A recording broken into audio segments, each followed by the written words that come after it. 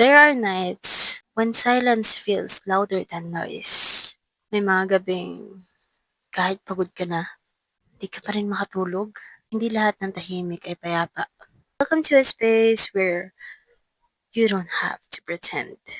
This is Hear Me Out podcast. Yeah. Today, we ask a simple question. Okay lang bang maging hindi ako okay? We wake up, check our phones, magre-reply ka ng I'm fine, sa mga nagtatanong sa'yo kung okay ka lang ba. But deep inside, something feels off. Humingiti ka sa harap ng iba, pero sa loob, parang may kulang. You try to keep going. You tell yourself, kaya ko to. Pero aminin natin, minsan nakakapagod na rin. You know what? You don't have to be strong all the time. Okay lang na maging hahina ka. Yung struggle, part na siya ng buhay natin eh. Kaya hindi sa lahat ng pagkakataon malakas ka. And it's okay. You don't have to be strong all the time.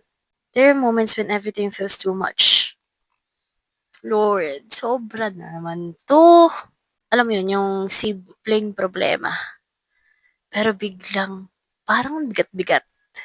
Yung tipong hindi mo lang mahanap yung suklay na nawawala. Parang pakiramdam mo pasan mo na yung buong mundo. You start questioning yourself, "Bakit ba ako ganito?" Normal lang 'yan, normal lang sa atin. You need to accept that. Okey lang umiyak. Your feelings are valid. Kahit na anong maramdaman mo, valid 'yan. Not being okay doesn't mean you're broken. Hindi ibig sabihin mahina ka. It means you've been carrying too much for too long. And sometimes, pag feeling mo, punong-puno ka na, I just want to remind you na maybe it's time to put it down. Rest is part of healing. At kung pagod ka, hindi ka maghihilom. Kahit anong gawin mo, kung pagod yung puso, isip, buong sarili mo, di ka makakapagsimula para mag-heal. Here's something important.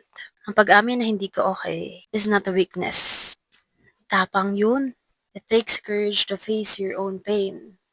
Ang lakas-lakas mo. If you were listening right now, at pakiramdam mo, ikaw ito, tandaan mo, hindi mo kailangan ayusin lahat ngayon. One step is enough. Isang hinga, isang gawa, isang kilos, sapat na yun. Remember, one breath, one moment, one step. So, is it okay not to be okay? Oo. Because sometimes doon nagsisimula yung paghilom. Hindi mo kailangan maging okay ngayon. Okay lang bukas, sa susunod na bukas, madaming bukas. Kaya, if you were doubting yourself na paulit-ulit mong tinatanong sa sarili mo na, okay lang ba? Lord, okay lang ba? Okay lang bang hindi ako maging okay? Kasi pagod na ako eh. And the answer is yes. Oo, okay lang. Kasi hindi lahat ng tao perpekto. At hindi lahat ng pagkakataon ng isang tao ay okay. Darating sa part ng buhay mo na hindi ka talaga magiging okay. And it's okay not to be okay.